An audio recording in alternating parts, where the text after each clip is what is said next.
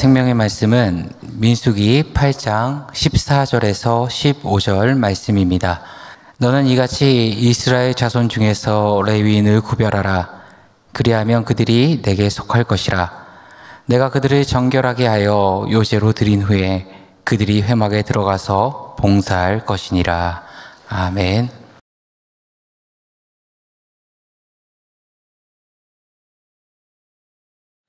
오늘은 민수기 7장부터 9장까지의 말씀을 함께 봉독하도록 하겠습니다. 먼저 민수기 1장부터 10장까지 내용에 관한 표를 함께 보겠습니다. 사진을 띄워주시면은, 네, 아직 준비가 안 됐습니다. 1장부터 9장, 9장까지의 10장까지의 모습입니다. 노란색으로 보이는 부분이 오늘 읽을 부분입니다. 10장에 이스라엘 민족이 광야에서 이동을 위해서 출발하게 됩니다. 그래서 1장부터 9장까지는 그 출발의 준비라고 볼 수 있습니다. 1장부터 4장까지는 인구 조사와 그리고 이동할 때 진영, 그리고 레위인들 맡은 역할, 이런 것들에 대한 이야기이고, 5장부터 9장까지는 이제 출발하기 전에 갖추어야 할 이스라엘 백성의 성결에 관한 내용입니다. 이제 우리가 읽게 될 7장은 이스라엘 12지파의 지휘관들이 12일 동안 봉헌을 하는 내용입니다. 좀 길지만 같은 내용이 계속 반복되기에 한 번에 같이 읽도록 하겠습니다. 이제 7장을 함께 봉독하겠습니다.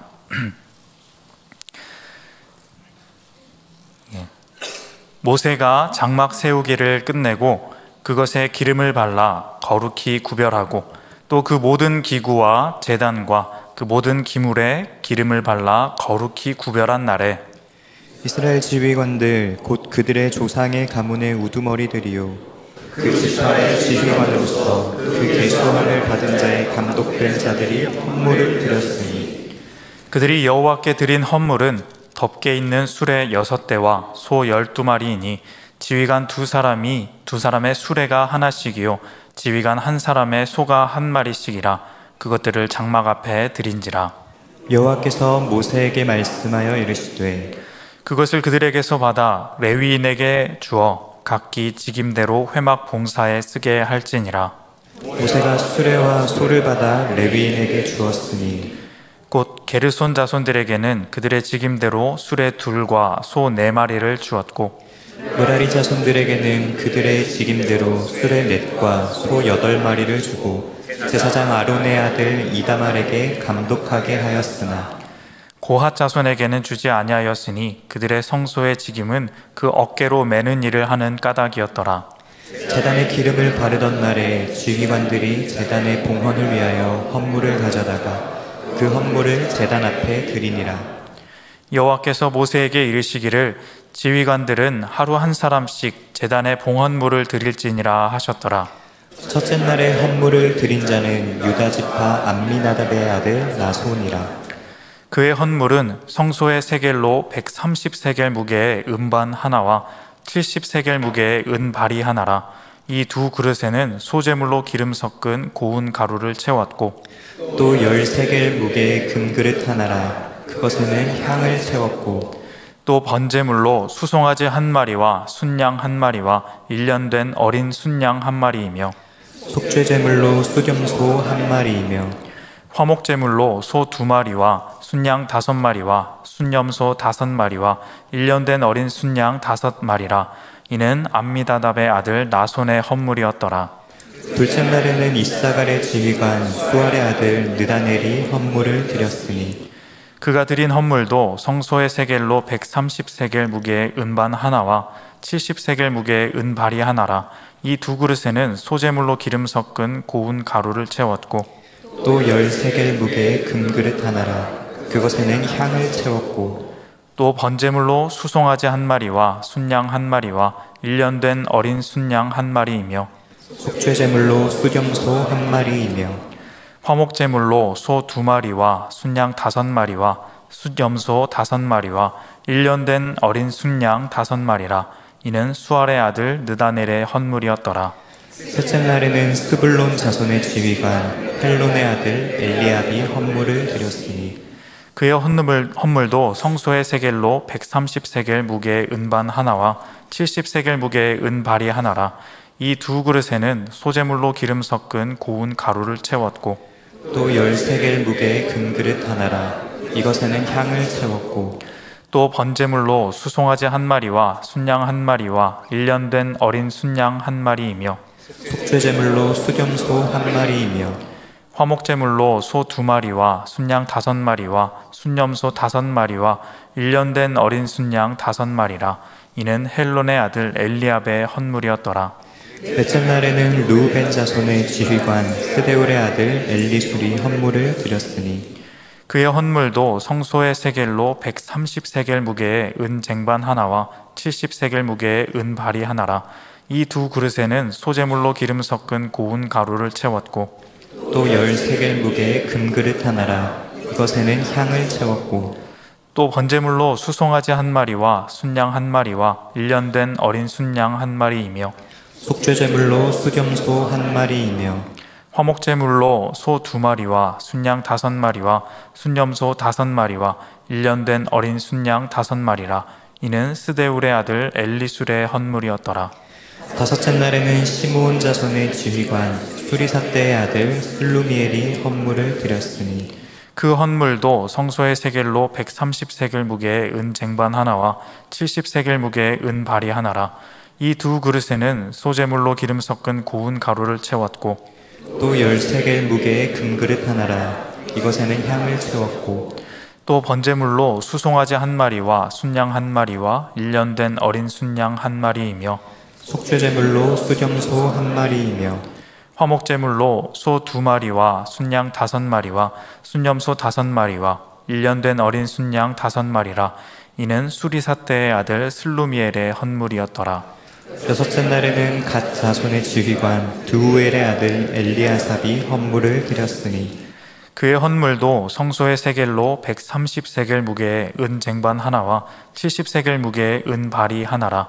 이 두 그릇에는 소재물로 기름 섞은 고운 가루를 채웠고 또 10세겔 무게의 금그릇 하나라. 이것에는 향을 채웠고 또 번제물로 수송아지 한 마리와 순양 한 마리와 1년 된 어린 순양 한 마리이며 속죄제물로 수염소 한 마리이며 화목제물로 소 2마리와 순양 5마리와 순염소 5마리와 1년 된 어린 순양 5마리라. 이는 드우엘의 아들 엘리아삽의 헌물이었더라. 일곱째 날에는 에브라임 자손의 지휘관 암미후세 아들 엘리사마가 헌물을 드렸으니 그의 헌물도 성소의 세겔로 130세겔 무게의 은 쟁반 하나와 70세겔 무게의 은발이 하나라. 이 두 그릇에는 소재물로 기름 섞은 고운 가루를 채웠고 또 10세겔 무게의 금그릇 하나라.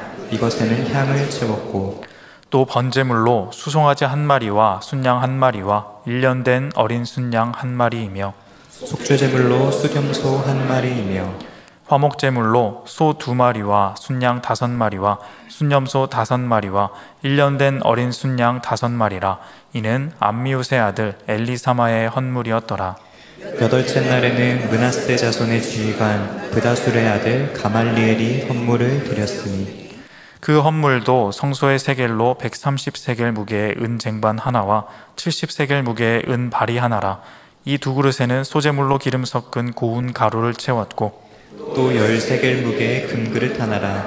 이것에는 향을 채웠고 또 번제물로 수송아지 한 마리와 순양 한 마리와 1년 된 어린 순양 한 마리이며 속죄제물로 수염소 한 마리이며 화목제물로 소 2마리와 순양 5마리와 순염소 5마리와 1년 된 어린 순양 5마리라. 이는 브다술의 아들 가말리엘의 헌물이었더라. 아홉째 날에는 베냐민 자손의 지휘관 기드오니의 아들 아비단이 헌물을 드렸으니 그의 헌물도 성소의 세겔로 130세겔 무게의 은 쟁반 하나와 70세겔 무게의 은 발이 하나라. 이 두 그릇에는 소재물로 기름 섞은 고운 가루를 채웠고 또 10세겔 무게의 금그릇 하나라. 이것에는 향을 채웠고 또 번제물로 수송아지 한 마리와 순양 한 마리와 1년 된 어린 순양 한 마리이며 속죄제물로 수렴소 한 마리이며 화목제물로 소 2마리와 순양 5마리와 순염소 5마리와 1년 된 어린 순양 5마리라. 이는 기드오니의 아들 아비단의 헌물이었더라. 열째 날에는 단 자손의 지휘관 암미사대의 아들 아히에셀이 헌물을 드렸으니 그의 헌물도 성소의 세겔로 130세겔 무게의 은 쟁반 하나와 70세겔 무게의 은 발이 하나라. 이 두 그릇에는 소제물로 기름 섞은 고운 가루를 채웠고 또 10세겔 무게의 금그릇 하나라. 이것에는 향을 채웠고 또 번제물로 수송아지 1마리와 순양 1마리와 1년 된 어린 순양 1마리이며 속죄제물로 수렴소 한 마리이며 화목제물로 소 2마리와 순양 5마리와 순염소 5마리와 1년 된 어린 순양 5마리라. 이는 암미사대의 아들 아히에셀의 헌물이었더라. 11째 날에는 아셀 자손의 지휘관 오그란의 아들 바기엘이 헌물을 드렸으니 그의 헌물도 성소의 세겔로 130세겔 무게의 은 쟁반 하나와 70세겔 무게의 은 발이 하나라. 이 두 그릇에는 소제물로 기름 섞은 고운 가루를 채웠고 또 10세겔 무게의 금그릇 하나라. 이것에는 향을 채웠고 또 번제물로 수송아지 1마리와 순양 1마리와 1년 된 어린 순양 1마리이며 속죄제물로 수렴소 한 마리이며 화목제물로 소 2마리와 순양 5마리와 순염소 5마리와 1년 된 어린 순양 5마리라. 이는 오그란의 아들 바기엘의 헌물이었더라. 12째 날에는 납달리 자손의 지휘관 에난의 아들 아히라가 헌물을 드렸으니 그의 헌물도 성소의 세겔로 130세겔 무게의 은 쟁반 하나와 70세겔 무게의 은 발이 하나라.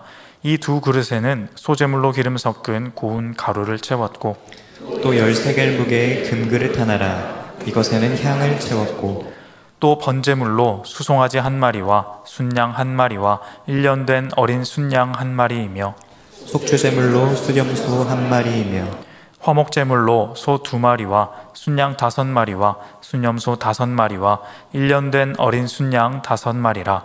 이는 에난의 아들 아히라의 헌물이었더라. 이는 곧 제단에 기름 바르던 날에 이스라엘 지휘관들이 드린 바 제단의 봉헌물이라. 은 쟁반이 12이요 은 다리가 12이요 금그릇이 12이니 은 쟁반은 각각 130세겔 무게요 은 바리는 각각 70세겔 무게라. 성소의 세겔로 모든 기구의 은이 모두 2400세겔이요 또 향을 채운 금그릇이 12이니 성소의 세겔로 각각 10세겔 무게라. 그 그릇의 금이 모두 120세겔이요 또 번제물로 수송아지가 12마리요 순양이 12마리요 1년 된 어린 순양이 12마리요 그 소제물이며 속죄제물로 순염소가 12마리이며 화목제물로 수소가 24마리요 순양이 60마리요 수렴소가 60마리요 1년 된 어린 순양이 60마리라. 이는 제단에 기름 바른 후에 드린 바 제단의 봉헌물이었더라. 함께 읽겠습니다. 모세가 회막에 들어가서 여호와께 말하려 할 때에 증거궤 위 속죄소 위에 두 그룹 사이에서 자기에게 말씀하시는 목소리를 들었으니 여호와께서 그에게 말씀하심이었더라. 아멘. 긴 장을 함께 읽었습니다. 그런데 계속 반복되는 내용이라 조금 지루하셨을 수도 있겠습니다. 7장은 이스라엘 12지파가 각각 하루씩, 그러니까 총 12일에 걸쳐서 자기에게 맡겨진 예물을 봉헌하는 내용입니다. 지파와 그 지휘관의 이름만 바뀔 뿐 그 헌물의 내용은 정말 토시 하나 틀리지 않고 똑같습니다. 그 똑같은 내용을 우리가 12번 읽었습니다. 84절부터는 그 12번에 드린 제물의 총량을 세워서 다시 한번 이렇게 드렸다 하고 알려주고 있습니다. 여기서 우리는 성경을 읽으며 이렇게 생각할 수도 있습니다.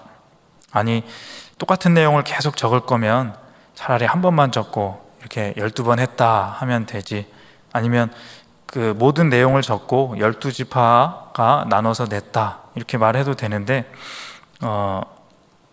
굳이 이것을 하나하나 다 적을 필요가 있을까, 읽을 필요가 있을까 생각할 수도 있습니다. 효과적으로 생각하는 것이죠. 근데 이 부분에서 우리는 이 성경이라는 것의 특성을 생각해 볼 필요가 있습니다. 성경은 말 그대로 우리의 입맛에 맞게 만들어진 책이 아닙니다. 하나님께서 우리에게 주신 것이고 우리의 편의대로 읽는 것이 아니라는 것입니다. 우리의 편리에 맞춰 바꿔서 그것을 변형해서 받아들이는 것이 아니라 때로는 참고 기다리며 인내할 줄도 아는 것, 나와 맞지 않을지라도 천천히 순서대로 순종하는 것을 배우는 것, 그러한 교훈이 담긴 것이 바로 하나님의 말씀입니다. 하나님은 지금 아무것도 모르는 이스라엘 백성을 처음부터 그 하나님의 말씀에 대해서 갓난아기를 가르치듯이 하나하나 가르쳐주고 계시는 것입니다. 그 가르침은 이것입니다. 장막과 그 모든 기물들을 기름을 발라서 거룩하게 하는 때에 하나님은 이제 거룩하게 한 후에 하나님이 이제 사람들을 거룩하게 하려 하십니다. 지파별로 하나님의 뜻에 맞게 정결하게 하는 방법은 바로 헌물이었습니다. 하나님이 지시하신 그대로 토시 하나 틀리지 않게, 하나도 틀리지 않게 정확하게 거룩하게 각 지파 지도자들이 예물을 드려야 하는 것입니다. 이렇게 예물을 드리는 것을 마치고 마무리를 하자 비로소 하나님이 말씀하십니다. 우리가 읽었던 마지막 절 89절의 말씀입니다. 모세가 회막에 들어가서 여호와께 말하려 할 때에 증거궤의 속죄소 위에 두 그룹 사이에서 자기에게 말씀하시는 목소리를 들었으니 여호와께서 그에게 말씀하심이었더라. 아멘. 이제 하나님이 성소에서 임재하셔서 말씀하신다 하는 것입니다. 이제 8장을 우리 함께 통독하겠습니다. 8장은 먼저 4절까지만 함께 읽겠습니다. 여호와께서 또 모세에게 말씀하여 이르시되 아론에게 말하여 이르라. 등불을 켤 때에는 7 등잔을 등잔대 앞으로 비추게 할지니라 하시네. 아론이 그리하여 등불을 등잔대 앞으로 비추도록 켰으니 여호와께서 모세에게 명령하심과 같았더라. 등잔대의 제작법은 이러하니 곧 금을 쳐서 만든 것인데 밑판에서 그 꽃까지 쳐서 만든 것이라. 모세가 여호와께서 자기에게 보이신 양식을 따라 이 등잔대를 만들었더라. 아멘. 이 부분은 약간 좀 생뚱맞을 수 있습니다. 흐름에 어울리지 않는다 생각할 수도 있는 말씀입니다. 성막 안에 성물에 관한 것은 이 출애굽기나 또 레위기에서 다 다뤘던 내용인데 여기 민수기에서 갑자기 나옵니다. 그것도 다른 성물들은 안 나오고 이 등잔대만 나옵니다. 이상할 수 있지만 여기에는 특별한 의미가 있습니다. 레위기에 보면 이 등잔불은 항상 켜두고 꺼지지 않게 하라 합니다. 마치 하나님이 다니시는 길을 비추어라 하는 그런 뜻을 가지고 있는 듯이 말입니다. 즉 하나님께서 이 등잔대 사이를, 그 빛이 켜있는 이 등잔대 사이를 지나신다 하는 말입니다. 하나님이 우리와 함께 하시고 인도하시는 그 임재하심에 그 길에 이 등잔대가 있습니다. 요한계시록 2장 1절 말씀입니다. 에베소 교회 사자에게 편지하라. 오른손에 있는 7 별을 붙잡고 7 금촛대 사이를 거니시는 이가 이르시되. 7 금촛대 사이를 거니시는 이, 하나님은 다니시는데 어디로 다니시냐면 금촛대 사이를 지나신다 하는 것입니다. 이 금촛대가 바로 등잔대입니다. 그런데 요한계시록 2장 5절에 이렇게 말씀하십니다. 그러므로 어디서 떨어졌는지를 생각하고 회개하여 처음 행위를 가지라. 만일 그리하지 아니하고 회개하지 아니하면 내가 내게 가서 내 촛대를 그 자리에서 옮기리라. 회개하지 않으면 촛대를 옮기리라 하십니다. 이 말은 다른 말로 하면 하나님이 더 이상 함께하지 않으신다라는 무서운 말입니다. 그러므로 촛대라는 것은 하나님이 임재하시는 것, 하나님이 그곳을 지나신다라는 것을 상징합니다. 정결하게 된 이스라엘 백성에게 하나님께서 이제 임재하셔서 함께 하신다 하는 상징적인 의미가 바로 오늘의 이 등잔대 7 등불이 이곳에 기록된 의미인 것입니다. 이제 8장 5절부터 통독하도록 하겠습니다. 여호와께서 모세에게 말씀하여 이르시되 이스라엘 자손 중에서 레위인을 데려다가 정결하게 하라. 너는 이같이 하여 그들을 정결하게 하되 곧 속죄의 물을 그들에게 뿌리고 그들에게 그들의 전신을 삭도로 밀게 하고 그 의복을 빨게 하여 몸을 정결하게 하고 또 그들에게 숫송아지 한 마리를 번제물로 기름 섞은 고운 가루를 그 소제물로 가져오게 하고 그 외에 너는 또 수송아지 한 마리를 속죄제물로 가져오고 레위인을 회막 앞에 나오게 하고 이스라엘 자손의 온 회중을 모으고 레위인을 여호와 앞에 나오게 하고 이스라엘 자손이 그들에게 안수하게 한 후에 아론이 이스라엘 자손을 위하여 레위인을 흔들어 바치는 제물로 여호와 앞에 드릴지니 이는 그들에게 여호와께 봉소하게 하기 위함이라. 레위인으로 수송아지들의 머리에 안수하게 하고 내가 그 하나는 속죄제물로 하나는 번제물로 여호와께 드려 레위인을 속죄하고 레위인을 아론과 그의 아들들 앞에 세워 여호와께 요제로 드릴지니라. 너는 이같이 이스라엘 자손 중에서 레위인을 구별하라. 그리하면 그들이 내게 속할 것이라. 내가 그들을 정결하게 하여 요제로 드린 후에 그들이 회막에 들어가서 봉사할 것이니라. 그들은 이스라엘 자손 중에서 내게 온전히 드린 바 된 자라. 이스라엘 자손 중 모든 초태생 곧 모든 처음 태어난 자 대신 내가 그들을 취하였나니 이스라엘 자손 중에 처음 태어난 것은 사람이든지 짐승이든지 다 내게 속하였음은 내가 애굽 땅에서 모든 처음 태어난 자를 치던 날에 그들을 내게 구별하였음이라. 이러므로 내가 이스라엘 자손 중 모든 처음 태어난 자 대신 레위인을 취하였느니라. 내가 이스라엘 자손 중에서 레위인을 취하여 그들을 아론과 그의 아들들에게 주어 그들로 회막에서 이스라엘 자손을 대신하여 봉사하게 하며 또 이스라엘 자손을 위하여 속죄하게 하였나니 이는 이스라엘 자손이 성소에 가까이 할 때에 그들 중에 재앙이 없게 하려 하였음이니라. 모세와 아론과 이스라엘 자손의 온 회중이 여호와께서 레위인에 대하여 모세에게 명령하신 것을 다 따라 레위인에게 행하였으되 곧 이스라엘 자손이 그와 같이 그들에게 행하였더라. 레위인이 이에 죄에서 스스로 깨끗하게 하고 그들의 옷을 빨매 아론이 그들을 여호와 앞에 요제로 드리고 그가 또 그들을 위하여 속죄하여 정결하게 한 후에 레위인이 회막에 들어가서 아론과 그의 아들들 앞에서 봉사하니라. 여호와께서 레위인의 일에 대하여 모세에게 명령하게 하신 것을 따라 그와 같이 그들에게 행하였더라. 여호와께서 또 모세에게 말씀하여 이르시되 레위인은 이같이 할지니 곧 25세 이상으로는 회막에 들어가서 복무하고 봉사할 것이요 50세부터는 그 일을 쉬어 봉사하지 아니할 것이나 그의 형제와 함께 회막에서 돕는 직무를 지킬 것이요 일하지 아니할 것이라. 너는 레위인의 직무에 대하여 이같이 할지니라. 아멘. 8장 5절부터는 레위인의 정결에 관한 말씀입니다. 7장에 봉헌한 12지파는 레위 지파가 빠지고 그 요셉 지파가 이제 에브라임과 므낫세 두 지파가 되어서 12지파가 된 것입니다. 그래서 레위 지파의 레위인은 따로 특별히 정결하게 합니다.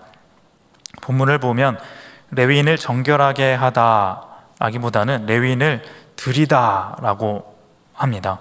헌물하듯이 레위인을 하나님께 드리는 것입니다. 15절 말씀입니다. 내가 그들을 정결하게 하여 요제로 드린 후에 그들이 회막에 들어가서 봉사할 것이니라. 레위인은 요제로 드려서 하나님께 속하고 하나님의 일을 위해서 봉사하게 함으로 그들을 거룩하게 하신 것입니다. 이렇게 하나님은 차근차근 이스라엘 민족을 정결하게 하시는 절차를 밟아 가시고 그들에게 임재하시고 또 인도하실, 그들의 이동을 인도하실 준비를 하고 계시는 것입니다. 이제 9장의 말씀을 함께 통독하겠습니다. 먼저 9장은 14절까지 통독하겠습니다. 애굽 땅에서 나온 다흠의 첫째 달에 여호와께서 시내 광야에서 모세에게 말씀하여 이르시되 이스라엘 자손에게 유월절을 그 정한 기일에 지키게 하라. 그 정한 기일 곧 이달 14째 날 해 질 때에 너희는 그것을 지키되 그 모든 율례와 그 모든 규례대로 지킬지니라. 모세가 이스라엘 자손에게 명령하여 유월절을 지키라 하매 그들이 첫째 달 14째 날 해 질 때에 시내 광야에서 유월절을 지켰으되 이스라엘 자손이 여호와께서 모세에게 명령하신 것을 다 따라 행하였더라.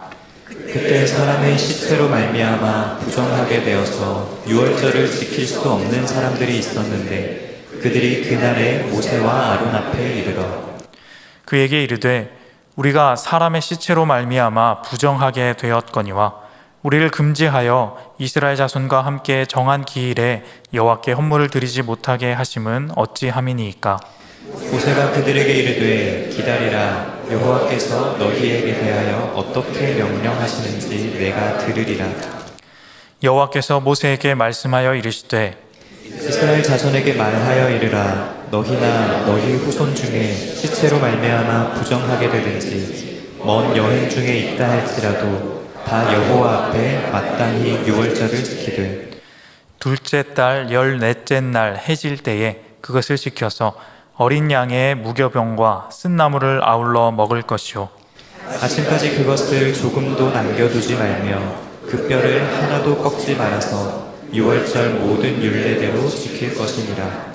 그러나 사람이 정결하기도 하고 여행 중에도 있지 아니하면서 유월절을 지키지 아니하는 자는 그 백성 중에서 끊어지리니 이런 사람은 그 정한 기일에 여호와께 헌물을 드리지 아니하였은즉 그의 죄를 담당할지며 만일 타국인이 너희 중에 거류하여 여호와 앞에 유월절을 지키고자 하면 유월절 율례대로 그 규례를 따라서 행할지니 거류민에게나 본토인에게나 그 율례는 동일할 것이니라. 아멘. 9장 1절부터 14절까지는 두 번째 유월절을 지키는 내용입니다. 출애굽하여서 바로 지킨 유월절, 그 이후로 지금 1년이 지난 것입니다. 유월절은 하나님이 우리를 지나가심으로, 유월하심으로 죽음에서 구원하셨다라는 그 구원의 기쁨을 기념하는 날입니다. 이스라엘 백성 모두가 그것을 지킴으로 이제 다시 한번 하나님의 백성으로서 하나님의 그 구원을 기억하는 하나님의 백성으로서의 정결함을 얻게 되는 것입니다. 그런데 여기서 특별한 점이 있습니다.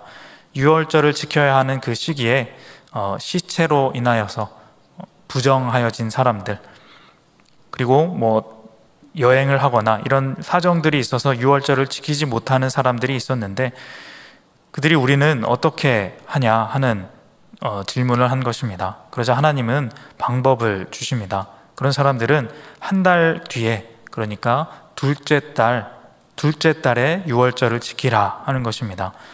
유월절을 지키지 않으면 이 백성에게서 끊어지지만, 그렇다고 하나님이 너무 융통성 없는 그런 폭군처럼 명령만 하신 것이 아니라 백성들의 약함과 또 여러 가지 사정도 이해하시고 구제받을 길을 열어두시는 그런 분이 우리 하나님이라는 것입니다.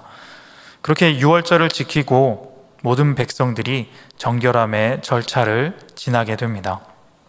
그러자 이제 하나님이 구름과 불로 백성을 인도하신다 말씀하십니다. 15절부터 내용입니다. 끝까지 통독하도록 하겠습니다.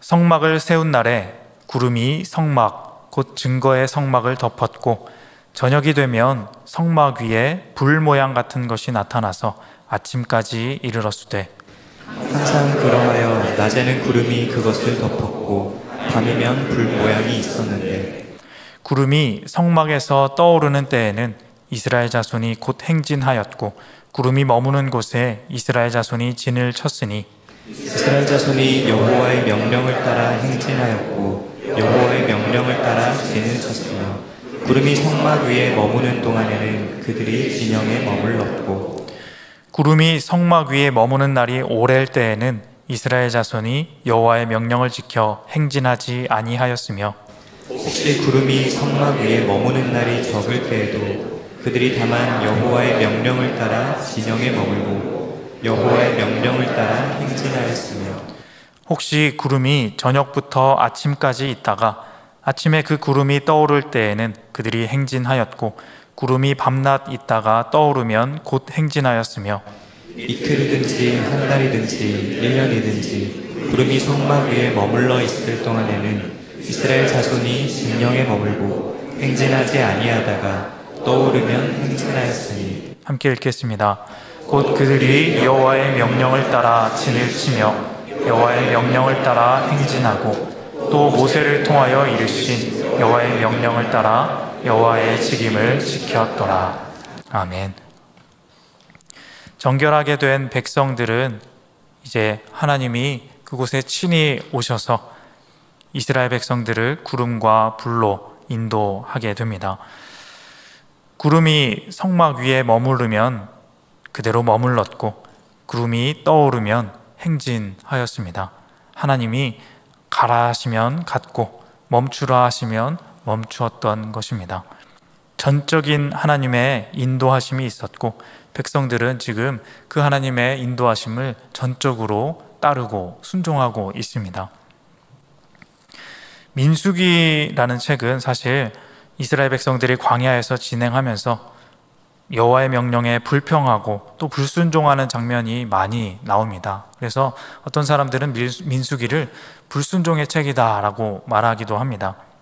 하지만 출발하기 전에 오늘의 이 말씀에서는 이 출발 준비를 마친 이스라엘 백성은 이 하나님의 인도하심에 전적으로 순종했다 하는 그런 모습을 보여줍니다. 온전히 정결하여졌기에 또 온전히 순종하는 것입니다. 이것은 우리에게 주는 의미가 깊습니다. 우리는 불과 구름으로 인도하신 하나님의 모습을 기억하고 또 잘 알고 있습니다.